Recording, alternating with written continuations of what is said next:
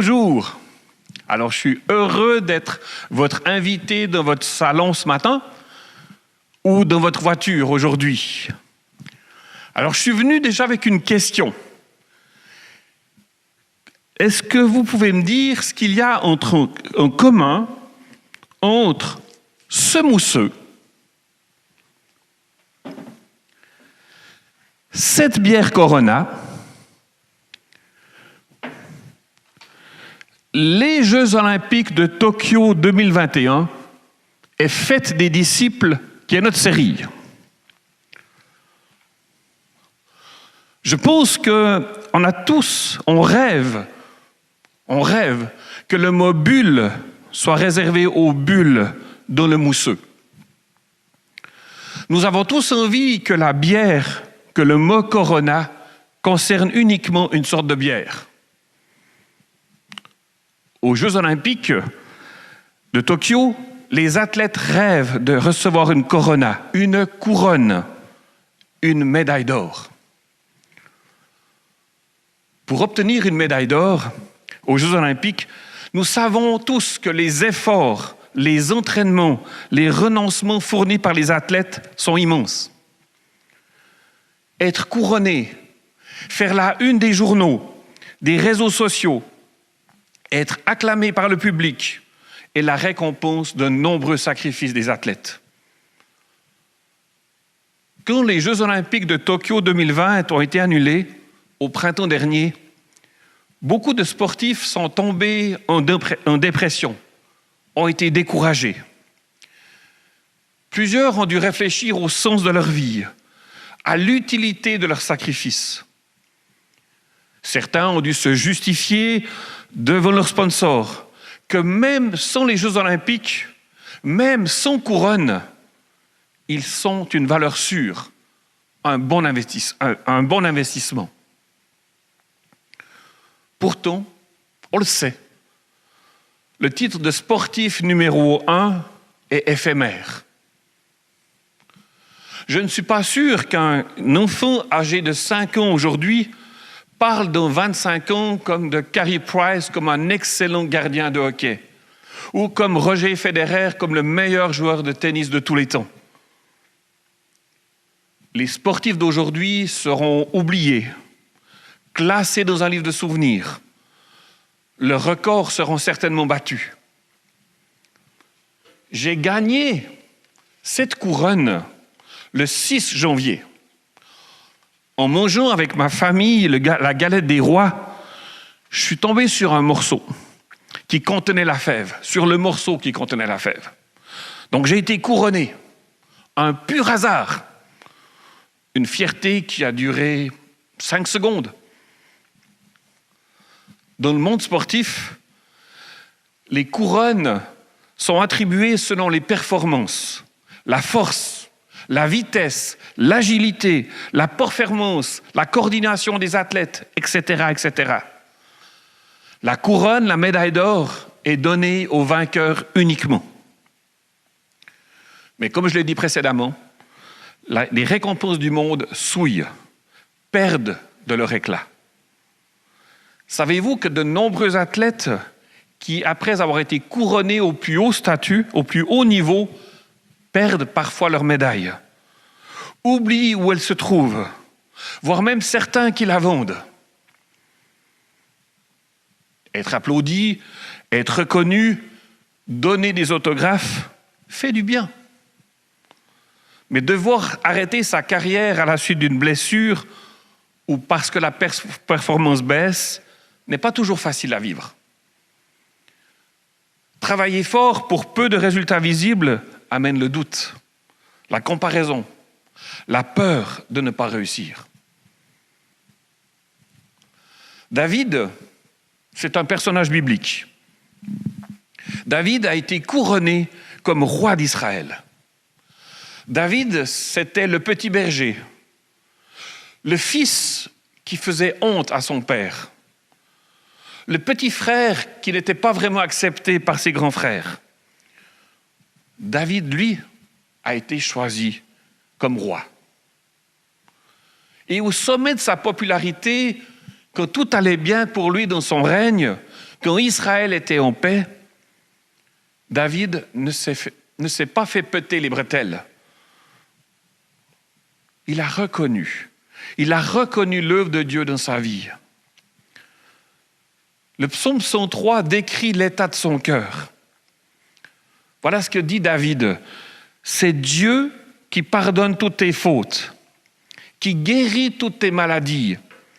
C'est lui qui délivre ta vie de la tombe, qui te couronne de bonté et de compassion. Psaume 103.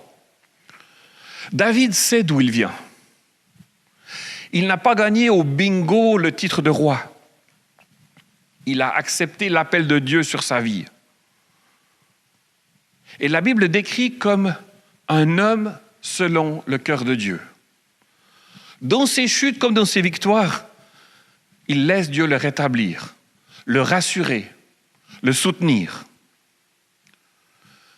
Face à ces fautes que tous voient, il ne se cache pas. Il se laisse trouver par Dieu, reprendre par amour avec ses conseillers, par ses conseillers. Au lieu de vivre avec l'étiquette coupable, il accueille le pardon de Dieu. Non pas pour une faute, mais pour toutes ses fautes. Et une fois pardonné, il ose lever la tête pour recevoir la guérison de ses dysfonctionnements, de ses maladies, de ses comportements. Il laisse la vérité de Dieu, ce que Dieu dit de lui, le libérer des mensonges qu'il a crus. Il connaît les conséquences de ses fautes. Il sait que son adultère le condamne à mort, selon la loi. Alors, en reconnaissant ses fautes, ses torts, il comprend que la tombe n'est pas sa destination finale. Dieu met sur sa tête une couronne de bonté et de compassion. Être couronné pour un sportif donne un droit de parole. Tout le monde voudra savoir le secret de sa réussite, ce qui l'a conduit au sommet. Pardon. Je ne sais pas à quel moment de sa vie David a écrit le psaume 103. Mais avant ce psaume, j'ai l'impression que David est dans la crainte de ce que les gens pensent de lui. Après ce psaume, David partage ce que Dieu a fait. Partage ce que Dieu fait. On sait tous que les dernières paroles d'une personne en fin de vie sont une sorte d'héritage. Le mourant communique ce qui est important pour lui. Il parle de sa confiance, de ses souhaits, parfois même de ses dernières volontés, de ce qu'il aimerait voir se passer à la suite de son départ. Faites des disciples. C'est ce qu'il y avait sur le cœur de Jésus avant de retourner vers son Père pour nous préparer une place. Faites aux autres ce que j'ai fait pour vous, nous dit Jésus. Faites goûter ma bonté et ma compassion. Faites des disciples, c'est partager ce que Jésus a changé dans nos vies. C'est aimer, accompagner, poser une question, faire réfléchir. Ce n'est en tout cas pas enseigner ni faire la morale. Faites, c'est un impératif en français à la deuxième personne du pluriel. Il concerne un ordre de marche, une mission pour chaque être humain. Comme Luc l'a dit il y a 2 semaines, faites des disciples n'est pas réservé à des spécialistes, à des responsables d'église, mais à toute personne qui aime Jésus. Faites, j'ai envie de dire, c'est rendre visible ce que Dieu a fait au-dedans de nous.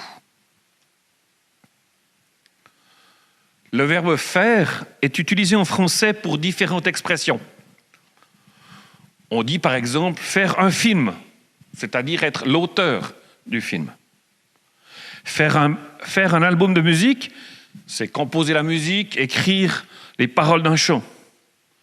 Faire une maison, c'est la construire, Faire du ménage, c'est nettoyer. Faire ses devoirs, c'est étudier. Faire les foins, c'est récolter. Avoir une occupation, c'est répondre à la question, mais que faites-vous dans la vie? Incroyable ce que Dieu a fait de toi. Alors là, on parle d'une transformation intérieure. Faire des enfants, c'est créer. Et quand Dieu fait les cieux et la terre, il donne naissance à une idée qu'il avait en tête. Faire, c'est une invitation à agir.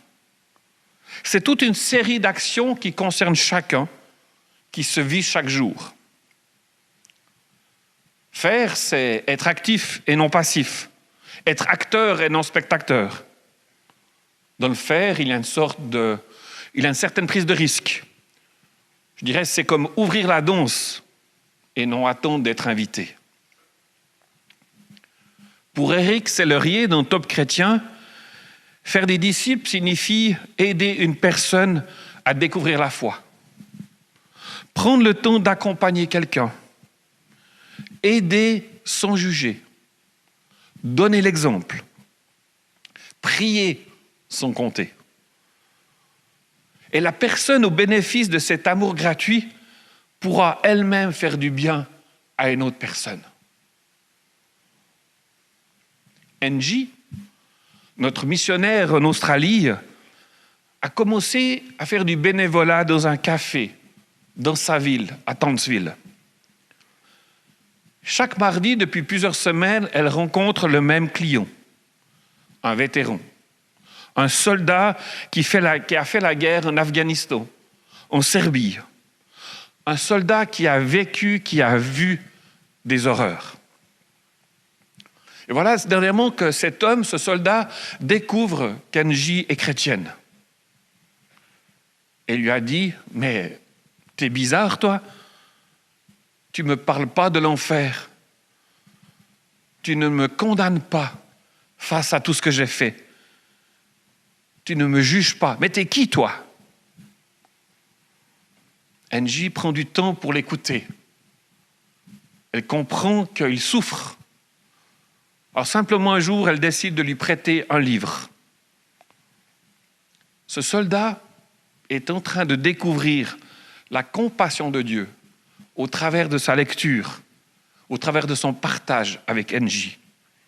Il s'est senti accueilli dans sa saison de vie. Pour moi, faire des disciples, ce n'est pas une performance à atteindre, ni une pression de faire un résultat. C'est parce que je suis aimé de Dieu que je peux bénir, encourager, accompagner. Sans amour, je ne suis qu'une cymbale qui retentit, comme l'apôtre Paul l'a dit. Je dirais, avec mes mots, sans amour, je suis une plante sans eau, donc je suis sec, fané, bon à jeter.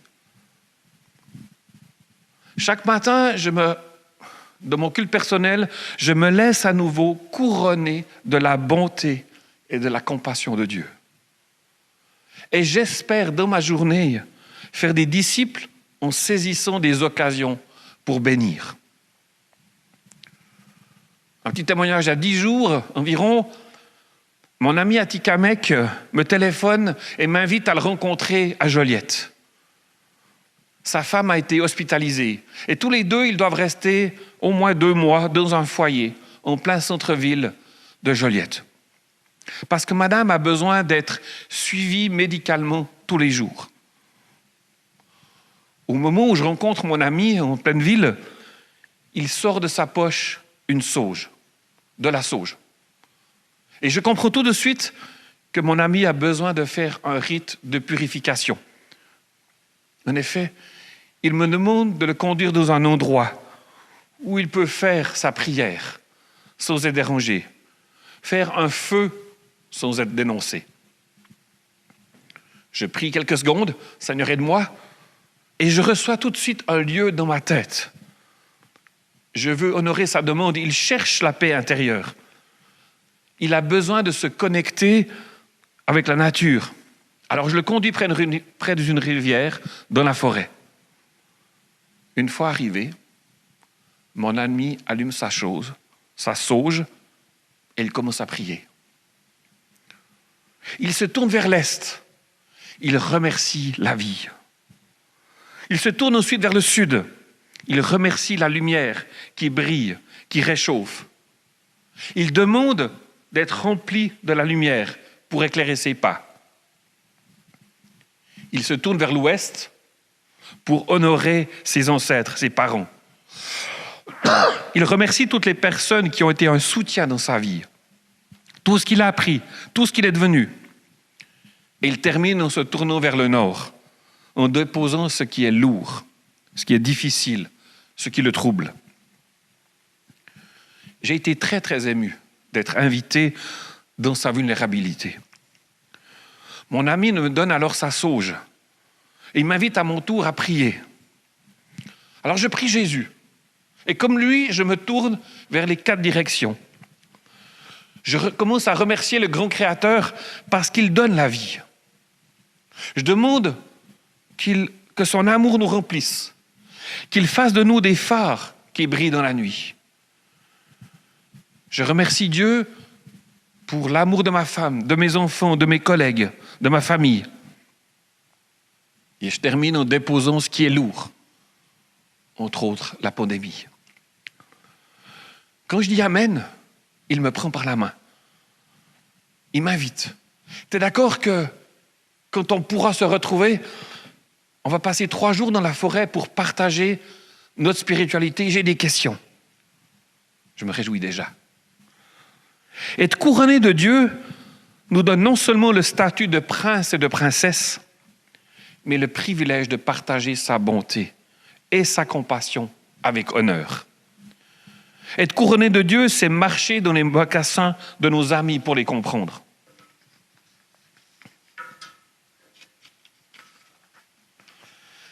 Faire des disciples, c'est voir, c'est remettre en évidence l'or qui est en l'autre. Faire confiance que Dieu ne veut pas que ses enfants, c'est-à-dire tous les êtres humains, ne se perdent. Ça, c'est le cœur de Dieu. Il veut qu'aucun ne se perde. Faire des disciples, c'est faire confiance au point de lâcher le contrôle. Jésus est un excellent exemple. On va lire ensemble Marc 10, à partir du verset 17 jusqu'au verset 22.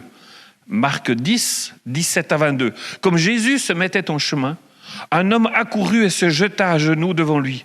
« Bon maître, lui demanda-t-il, que dois-je faire pour hériter de la vie éternelle ?» Jésus lui dit, « Pourquoi m'appelles-tu bon ? Personne n'est bon, si ce n'est Dieu seul. Tu connais les commandements, tu ne commettras pas d'adultère, tu ne commettras pas de meurtre, tu ne commettras pas de vol, tu ne porteras pas de faux témoignages, tu ne feras de tort à personne, honore ton père et ta mère. » Et il lui répondit, « Maître, j'ai respecté tous ces commandements dès ma jeunesse. » L'ayant regardé, Jésus l'aima et lui dit, « Il te manque une chose. Va vendre tout ce que tu as, donne-le aux pauvres et tu auras un trésor dans le ciel. Puis viens, suis-moi. » Mais l'homme s'assombrit à cette parole, s'en alla tout triste, car il avait de grands biens. Comment avoir la vie éternelle ? Je ne sais pas vous, mais pour moi, c'est la question que j'aimerais entendre de mes amis qui ne connaissent pas encore Jésus. Thierry Juvet, dans son livre « Honneur et puissance », donne une explication de cette histoire. Je vais essayer de vous résumer sa pensée, puis si vous êtes intéressé par son livre, contactez-moi. Jésus a quitté le ciel pour venir en tant qu'homme sur terre, pour révéler le Père, pour donner la vie éternelle.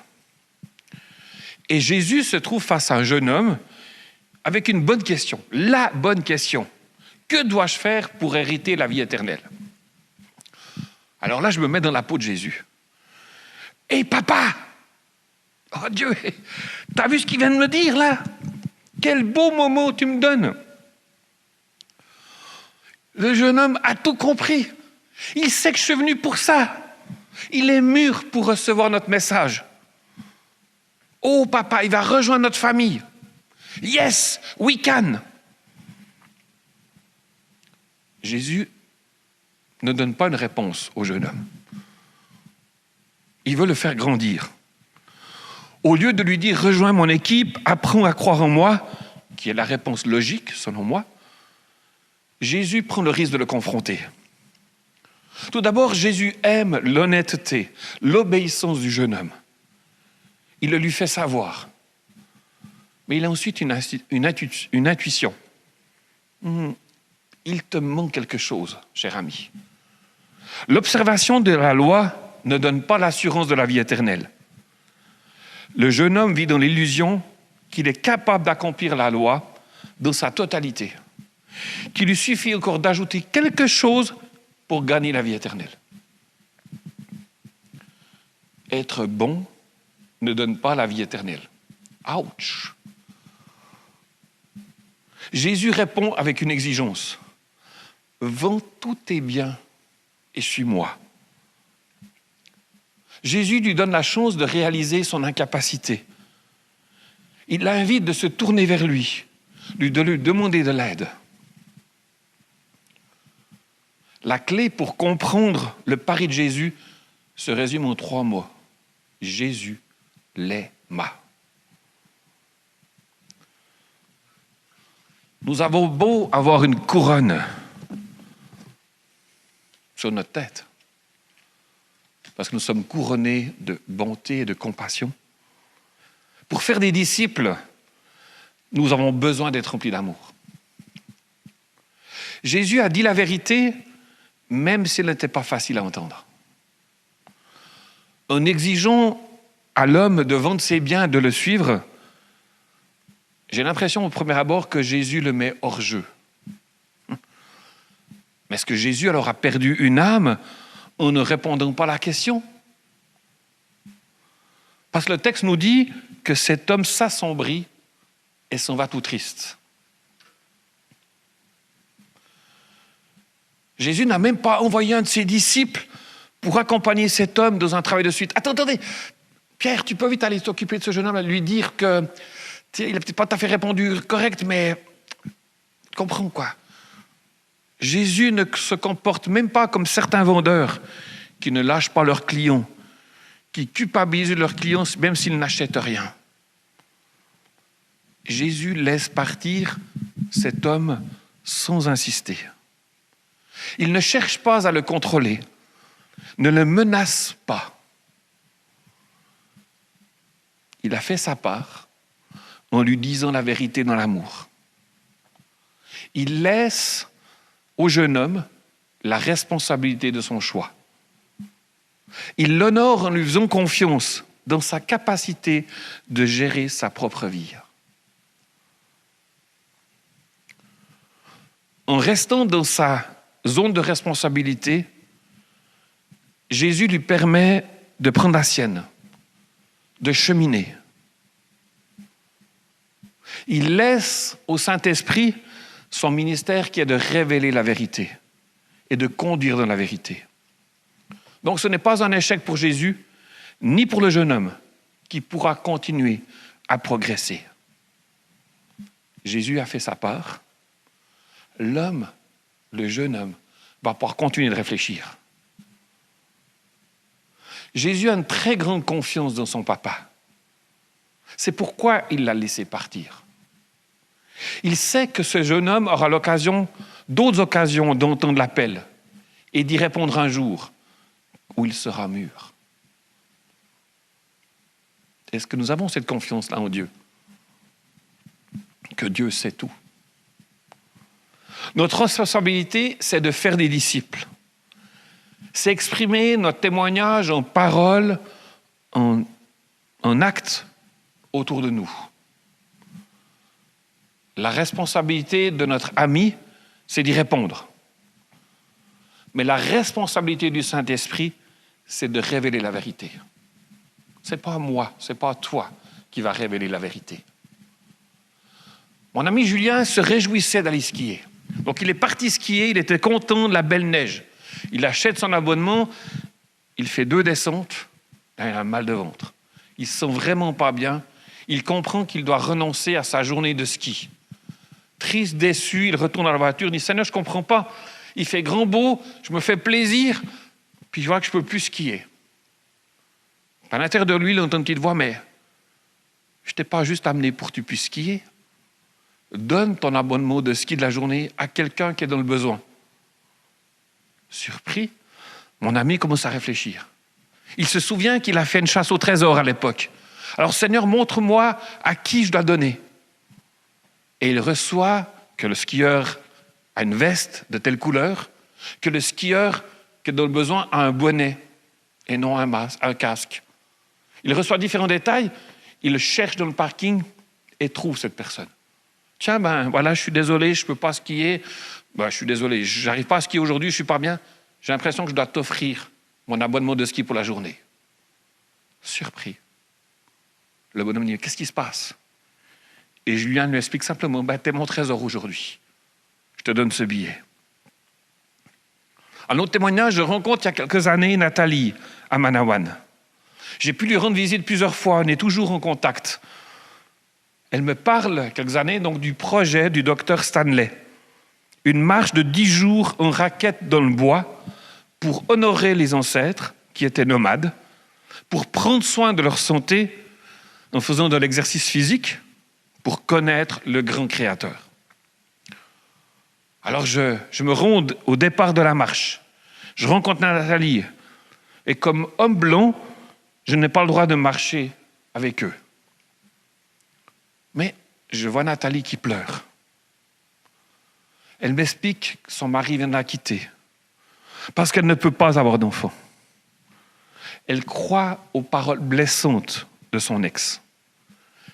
Elle se trouve grosse, moche, indésirable, incapable.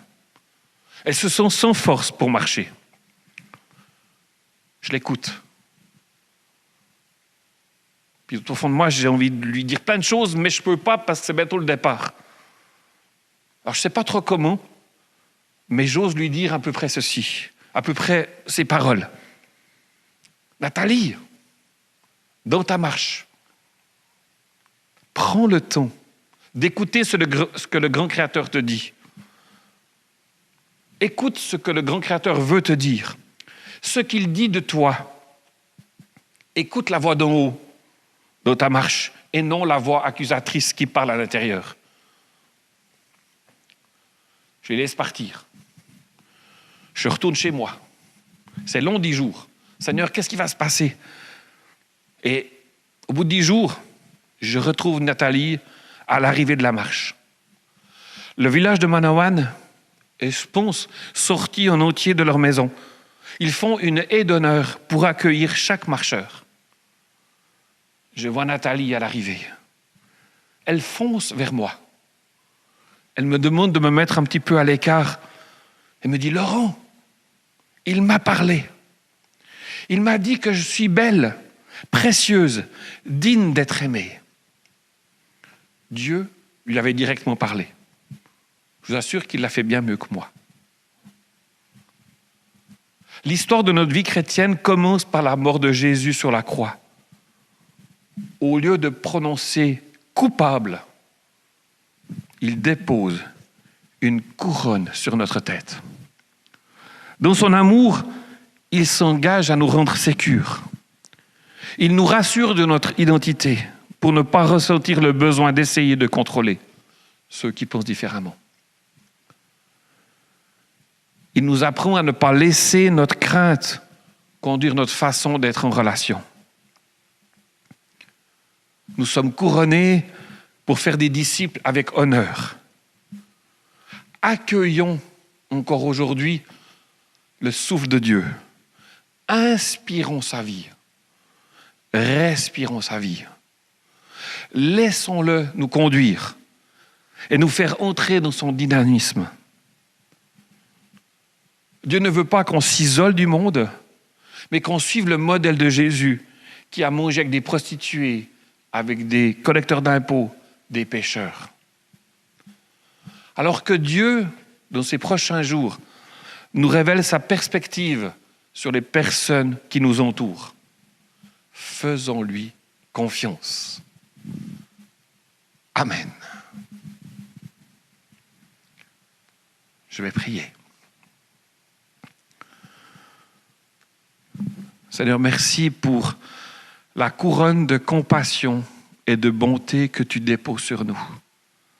Non pas une couronne selon nos mérites, selon notre travail, selon nos efforts comme un sportif, mais c'est ton choix. C'est ta grâce qui nous lave, qui nous purifie et qui nous donne le droit de parler. Alors merci pour les personnes qui sont autour de nous. Donne-nous de comprendre ton agenda. Donne-nous de comprendre quelles paroles tu veux qu'on dise, quelles questions tu veux qu'on dise. Et on te fait confiance que les personnes qui nous entourent, elles sont en cheminement et que tu vas te manifester dans leur vie, tu vas leur parler. Alors merci de nous aider à mettre en pratique, à faire des disciples, à être témoins. Je te remercie et je te demande de bénir la journée de chacun dans sa famille, là où il est, au nom de Jésus. Amen. Bon dimanche. Merci beaucoup.